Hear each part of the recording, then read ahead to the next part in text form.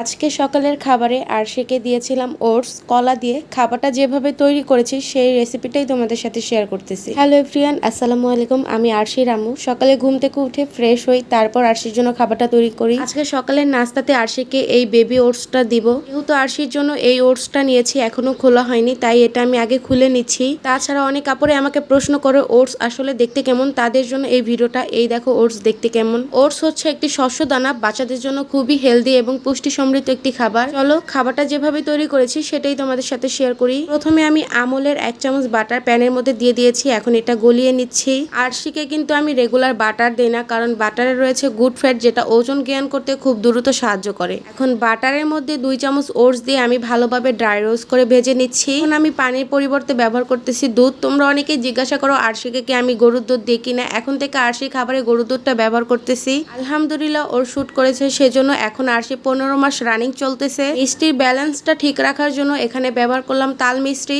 Oats রান্না করতে কিন্তু তেমন সময় লাগে না, 3-4 মিনিটের মধ্যেই হয়ে যায়।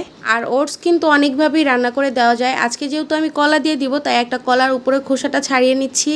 এখন কলাটা আমি হাত দিয়ে ভালোভাবে ম্যাশ করে নিব। এখন রান্না করা ওটস কলাটার সাথে ভালোভাবে মিক্স করে নিব। তো রান্না করা ওটস এখন কলাটার মধ্যে দিয়ে ভালোভাবে মিক্স করে নিতেছি। এখানে কলার পরিবর্তে কিন্তু অন্যান্য ফলও দেওয়া যাবে। আরেকটা কথা তোমাদের সাথে শেয়ার করি, ওটস কিন্তু কোষ্ঠকাঠিন্য সমস্যা দূর করতে অনেক ভালো সাহায্য করে। আর তোমরা এই ওটস, বাটার, তাল মিশ্রি পেয়ে যাবা বেবিকর্নার পেজে। স্ক্রিনে তাদের পেজটা মেনশন করে দিলাম। খাবারটা একটু আকর্ষণীয় করার জন্য একটা কলা স্লাইস করে কেটে নিয়েছি। এই তো খাবারটা আমার রেডি হয়ে গিয়েছে। এখন নিয়ে যাচ্ছি রুমে আমার মহারানীর কাছে। এই তো খুবই সহজ এবং সিম্পল ভাবে তোমাদের সাথে শেয়ার করলাম ওটসের রেসিপিটা। ইনশাল্লাহ আরো কয়েকটা ওটসের রেসিপির ভিডিও তোমাদের সাথে শেয়ার করব। আজকের ভিডিওটা এই পর্যন্তই রাখলাম। ভিডিওটি ভালো লাগলে শেয়ার করে নতুন মায়েদের দেখার সুযোগ করে দিতে পারো। সবাই ভালো থেকো, আল্লাহ হাফেজ।